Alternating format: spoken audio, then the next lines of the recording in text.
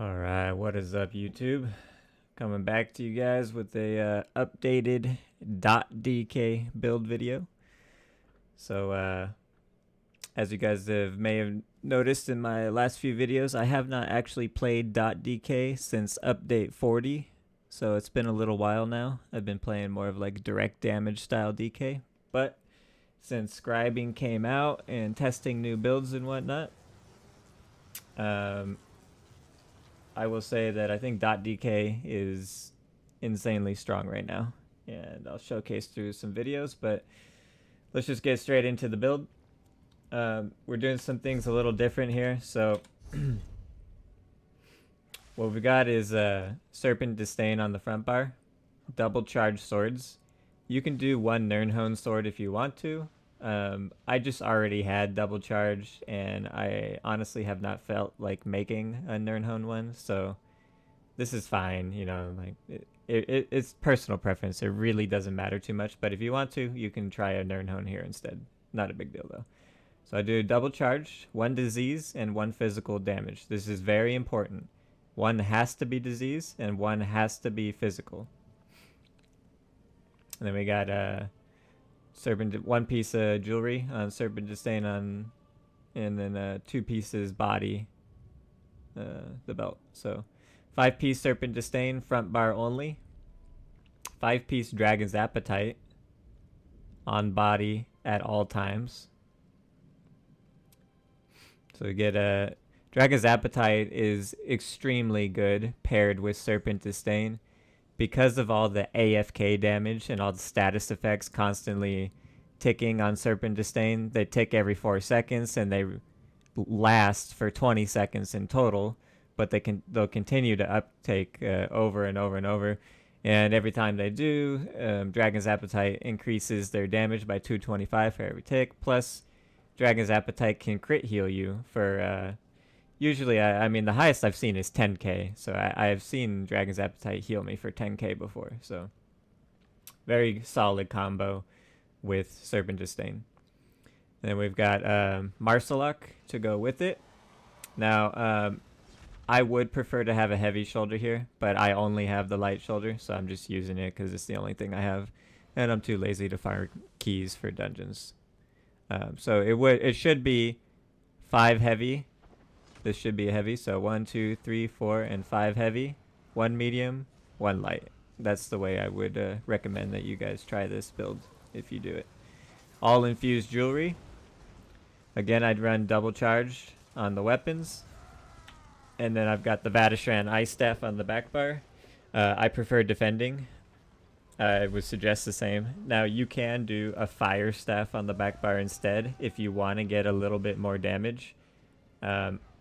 My problem is not damage with this build. I have crazy high DPS. I've seen it in the course of a 2-minute fight. I've seen it over 7k DPS. Pretty average, like most of the time. Against Nightblades and Wardens, it's a little lower. And Templars, it's a little lower because they're cleansing. Nightblades have a lot of mitigation through CP and everything. So they just naturally take less, plus they cloak a lot right now. All the Nightblades are using cloak nowadays, so. You can use Fire Staff if you want to. Probably still defending. You could go charged, but I would recommend defending still. Up to you though. And we'll go over the skills real quick to explain the status effects and everything. So we're running Rending Slashes, guaranteed to cause the hemorrhaging every time. The Poison Claw, guaranteed poison. Fire Breath, this is going to increase our whip and our fireballs. And it's a decent dot. I've tried scribe abilities here. I was trying this like magic knife to cause minor berserk and give me Ruffian. It didn't really seem beneficial enough. The fire dot's just better. Plus, I like to use Leap versus Sorks. If I'm fighting a Sork, I like to run Ferocious Leap instead. It's very good for the shield, and Sorks give a lot of pressure. I actually have not lost on this build so far. but Sorks are really not that scary on this build. It's Nightblades are kind of actually what's the most scary because they can just instantly burst you, and you're not running Rally Cry. You don't have a ton of crit resist and stuff. So, I've got a pretty low health pool given 25.9 or 29.5. So like the health pool is not crazy. So like Nightblades are actually what's kind of scary on this build. But yeah, it's very strong overall. Anyways, we got all the status effects built here, plus you're stacking the triple status effects from elemental susceptibility on the back bar. Whip for your execute and just putting on pressure in general, and Fireball is honestly one of the best moves in the entire game. And then we're running Flawless Dawnbreaker. I haven't leveled it up because it only increases the duration to 20 seconds rather than 14, so it's not like it's that crazy important. And I'm lazy and I just haven't felt like leveling it up. But yeah, Flawless Dawnbreaker is definitely the best choice here versus any kind of melee class. I just prefer Leap versus Sork, and that's it. Back bar, we've got the Ellie Sus with the Vatashran. We got Hardened Armor because Volatile Armor does not give magic steal anymore. Volatile Armor is no longer magic damage, it is fire damage. So there's no point in Volatile Armor. Yes, it's an extra like 400 to 450 DPS, but Hardened Armor is like 600 heals per second if used properly. And the shield is just so good for going into your back bar, shield into a Vigor, back on your front bar doing your thing, replay Ellie says, back into another shield into a Vigor, fossilize them. Like you'll see in the videos. It's just my favorite way to play in the whole game out of every class. My favorite defensive moves in the game is Hardened Armor and Vigor together. It's just so good. Shattered Rocks, this can burst heal you for like 10k. It's really, really solid. Decent damage too, and your CC obviously. Coagulate, this honestly isn't really that mandatory. You could possibly take Coagulate off for Wield Soul heal. So this one, Magic Soul, you can swap this for heal, Druid Resurgence probably, and then Vitality. So this could be like a Vitality heal for you, just making your Vigor and everything else that much stronger.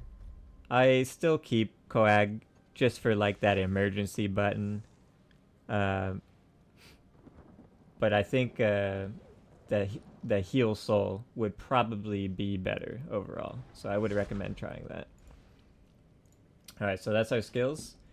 Getting into, I'm still a Breton. You typically prefer Breton on my Dragon Knights.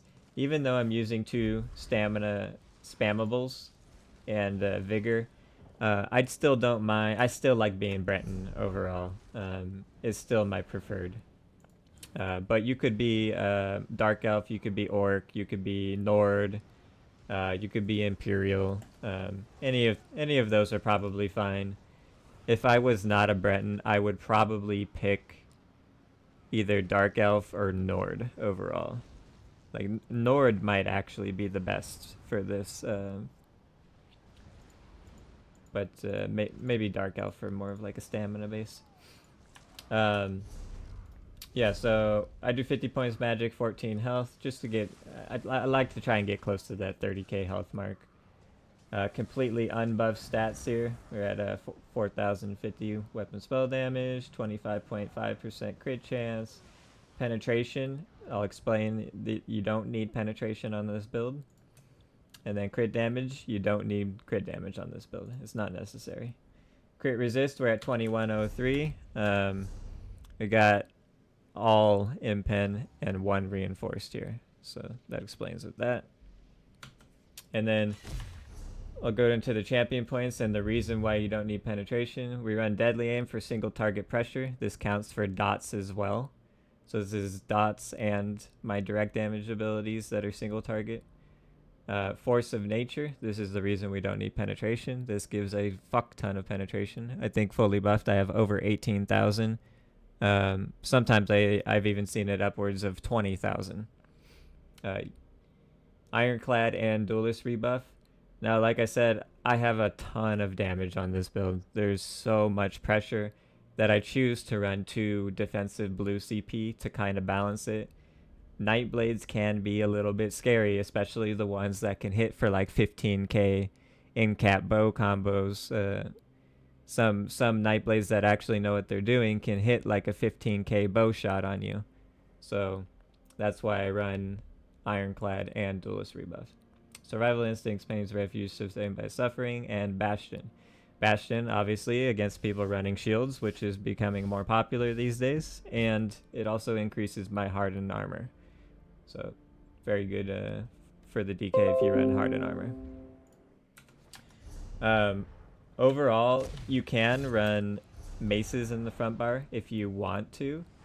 It's really not that necessary with Force of Nature, but if you wanted more, you can.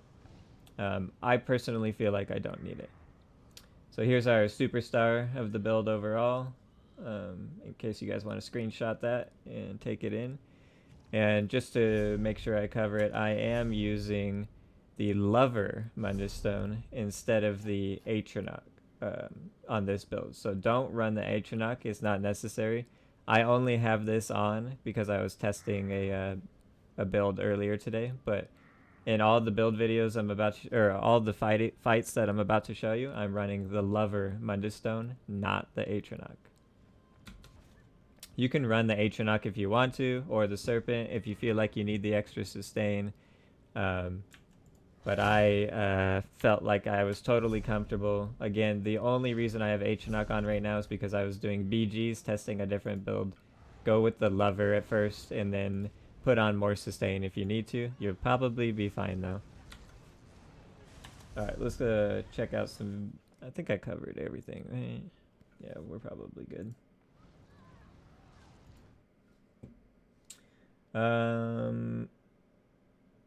Alright, let's go with Capri for the first one.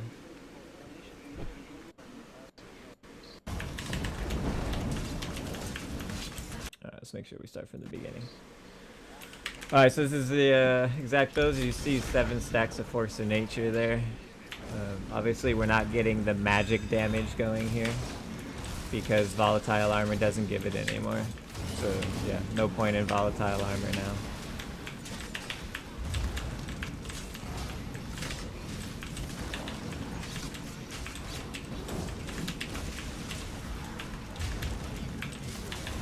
Now I do have, I have Leap on here, because this is kind of like early days when I was testing the build. But, oh, you know what, before I forget, chat, let's go in. Before I forget, if you don't have to run Marsalok here, I have another build version that is not Marsalok. It's, here we go. So... you can run Master Dual Wield on the front bar. And now you've got Serpent Disdain and Dragon's Appetite both on the front bar with Master Dual Wield front bar, Battleshrine back bar. This is how I run it in Battlegrounds. So I actually take the Marsalok off and do Master Dual Wield. That way Serpent Disdain and Dragon's Appetite are both on both bars. So they're constantly going at all times. And then I just fill in with Master Dual Wield. Marsalok feels really good in BGs also though, so it's kind of personal preference. You can do either way. And then I do have a Zon option for people that can't do anything about Zon. For example, like Wardens, other Dragonites, Templars, shit like that. Sorks and Nightblades, you don't want to use Zon. But if they can't do anything about the Zon on them, then this is going to be best in slot. Zon is going to put out the absolute most damage. It's more than Marsalok and more than Master Dual Wield for sure. So Zon is your best choice if the target can't do anything about it. Okay, back to the video.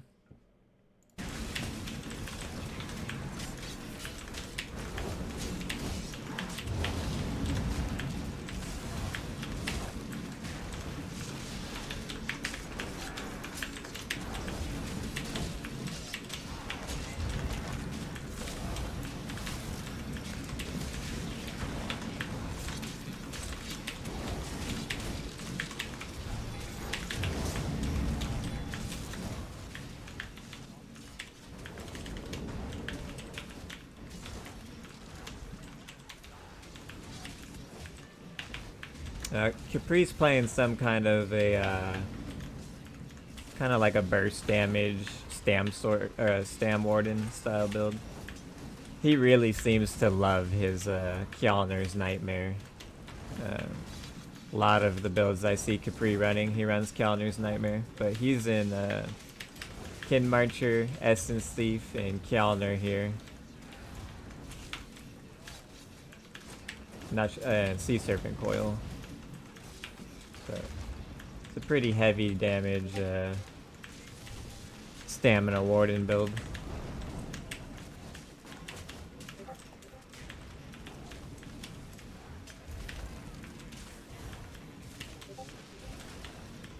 Somebody messages me like crazy in this video. Alright, I think he goes down here.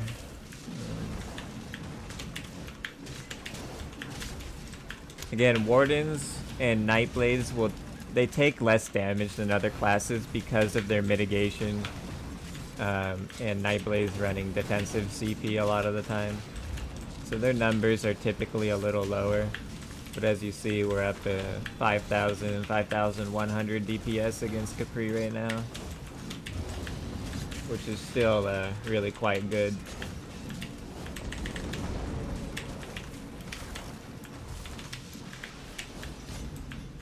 Alright, and there he goes. Let's do... This guy was a surprising one. I don't know who this Sork was, but he was playing quite well, and he actually beats Gromster here, which I was a little surprised about. So here he is. Hello, Yusha. This guy Onyx is dueling Grom. Yeah. Let's Go to everybody's. to the point where he just kills him, and then I'll do.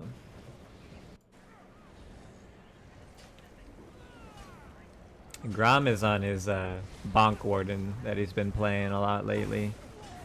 It's a high, quick burst damage. Easy. He almost looked like he just got caught off guard right there.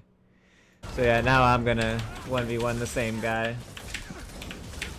As you can see, to start off, we're already over 7k DPS, just 30 seconds in. The damage ramps up very quickly on this build. It doesn't take too long to get it going. Maybe like 10 seconds. Yeah. I hear you.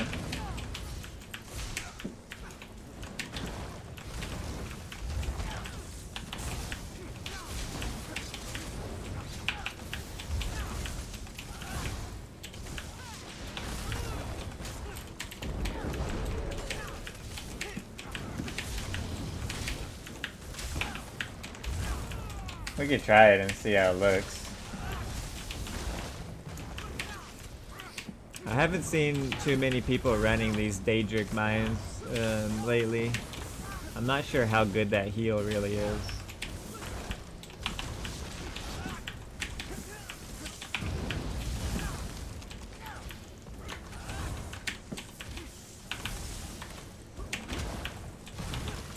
Yep.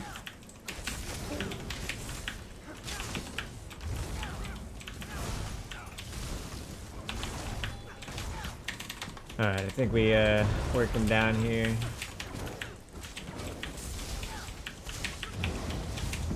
Oh yeah, this Onyx guy. I haven't seen him before. I don't know who it is, if it's a name change. He's got 1427 CP, but yeah, he was playing pretty decent here this day.